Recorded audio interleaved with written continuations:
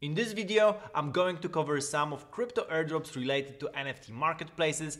Of course, everything started with Blur. Season 1 is upon us, so all the people already claimed Blur basically after February 14th, and right now we are in season 2. So you can still get some Blur tokens because there will be over 300 million of Blur tokens, with one being around $1 currently. That's the price.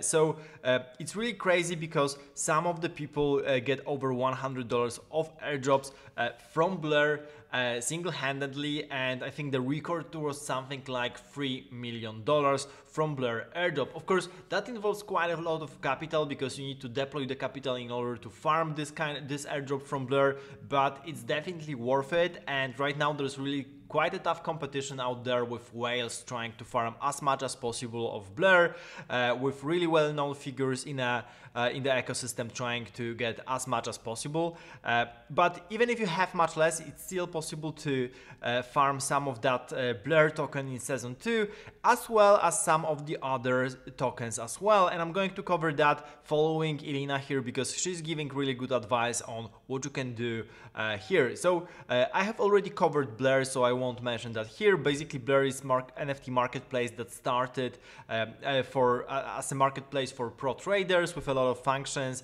that allows you to really deep dive into liquidity, see all the bids being done, what the people are buying in real time. That's really a game changer here. So it's really cool to see that going on. And then Blur token is the native currency for the NFT marketplace that you can farm by basically doing a couple of actions, and those actions involve basically listing NFTs, especially listing blue chips. The more active collections, the better. Also, loyalty is super important, so you need to be loyal to the platform. If you have 100% loyalty, meaning you only list on Blur, that's the best possible thing.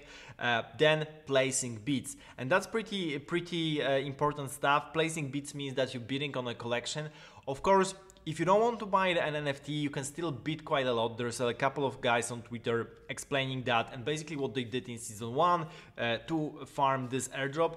And what they did was they bid a little bit below the prices that are currently the highest bids, and then you have to really control the prices. So be on the screen 24/7, or at least have really good bots that can cancel the bid before it goes to you. So if you want to do this kind of active farming, you can definitely do it. This way you don't have to pay, but you will have to have some capital at risk if you don't want to buy the collection but still want to bid. Because the higher the bid, the more points you get. The higher the bid, meaning if your bid is at the top bid, you get the most points, and then the bids below you get less and less points for bidding. So ideally you want to have a collection that is active, but there are not so many bids. You can be really on the top or near the top, and then monitor the price if you want to go this route. So basically listing and bidding, buying and selling, and listing on Blur, that's the best thing you can do. So Blur season 1 is over, the season 2 is upon us. So this is the advice coming also from Elena. Bid as close to the floor price across multiple active collections, bid with as much liquidity as possible, and the longer your bid is active, the more points you will receive, because I think they accrue every hour, and there's the 24-hour summary of every bidder. And then you stop earning points when your bid is accepted. So you always want to bid on something, and then you can get some kind of a boost. So the top 100 bidders within a 24-hour time period will be granted boosts of up to 2.5x of the points. Then within a collection, the highest risk bids will earn the majority of points. For example, if you look at the floor price here for the Pudgy Penguins, the floor price is 5.37, as you can see. So the bids going for 5.36, 5.37 are the wall, which means if you bid that, you're gonna get the max bid points. So this is really important. If you go below that, this is like the more of the safe zone, but you have to monitor that because those floor prices move pretty fast right now. So if you don't want to spend that much on a Pudgy Penguin, you definitely want to be much below that, of course, but you're going to earn much less point. Of course, you can always beat 0.01, that's the minimum bid here, but you won't get really any points or just like something minuscule, but that's always possible. So again, risk management, you want to monitor that if you don't want your bid to be accepted. So that's the thing here, and those are the couple of important things to keep in mind. So you have to routinely check the floor price, the FP of the projects you're bidding on to make sure you're being close to the FP, because also it can work the other direction. So you want to be close to the floor price, but then the floor price moves up, and then you can cancel your old bid and put a new one to make sure you're closer.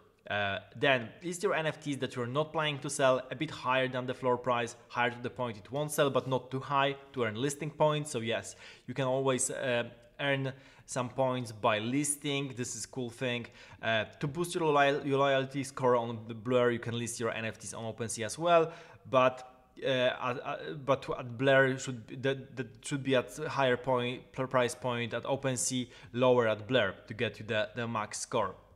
Now, the longer the bid stays, the more points you earn. The bid acceptance time has now been updated to 1 hour, so remember to check on your bid. If the floor price goes down than the previous floor price, make sure to lower your bid accordingly, or you can just your bid. I guess you can. It's all about monitoring and making sure that you go down with the bid. You also want to avoid bidding on something that already pumped, and that's great advice here, especially if you don't want to buy something, because of course the prices are volatile, the floor prices are volatile and will come back down a little bit. So that's it for the Blur. Really interesting advice here, and then onto other airdrops as well. So you have Magically, this is Pro Analytics Marketplace, so another NFT marketplace. There was already airdrop number 1, which was rewarded to people who traded on Blur, OpenSea, X2Y2, LooksRare, and other aggregators.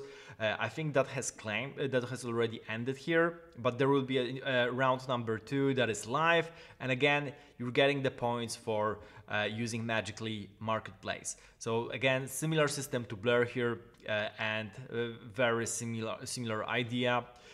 Now, Collab.Land, I have already mentioned that in a separate video. Collab.Land is a management tool for verifying identity of users on Discord and Telegram, and they have announced the airdrop of Collab tokens. It's coming today.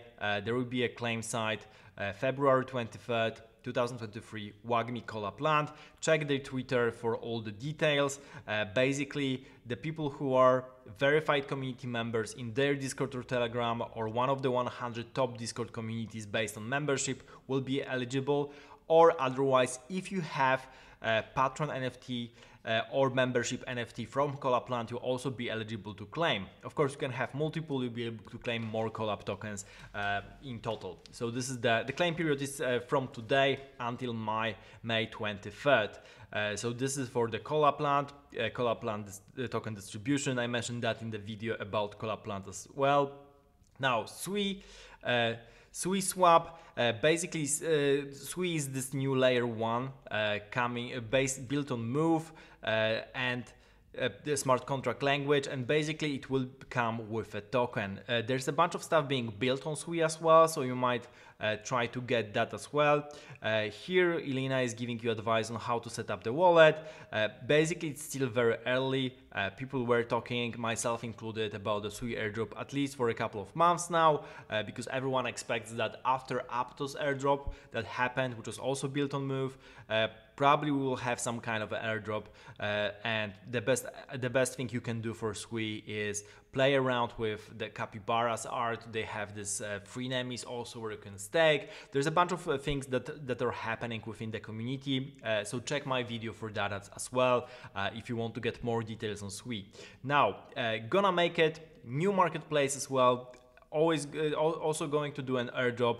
I think the phase 1 is up. You can get the airdrop for the volume on OpenSea. So if you bought any NFTs, And there's a bunch of also additional points for staking. I think you can't claim it yet. The claim will be at the token generation event, and then the airdrop will be there. It should be by the end of this year, so it's super early for that. GonnaMakeIt is still on the testnet, I guess, and they haven't launched their marketplace yet. Finally, I think this is Supra Oracles, and this is they are dropping their tokens for going through KYC process and basically registering on the platform. They provide Oracle solutions for real world data, so you can think like Chainlink kind of way. Now also we have AlienSwap.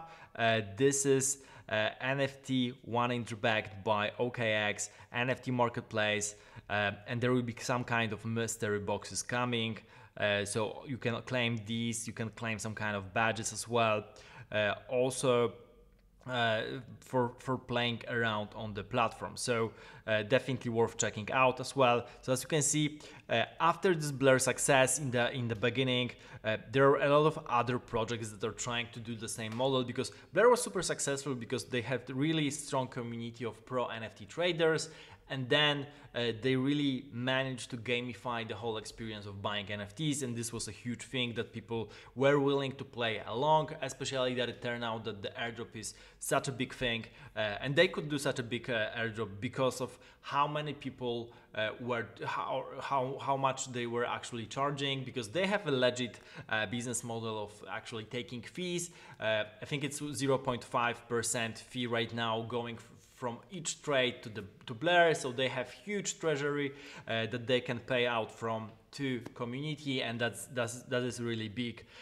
So really interesting to see also this fight between Blur and OpenSea. We're going to see what happens with that, but definitely really exciting stuff. Check it out. The link will be down below to Lina's Substack, as well as a couple of other links as well. So thank you for watching. Don't forget to subscribe to the channel for more crypto news on NFTs, DeFi, and everything else in crypto. See you in the next video.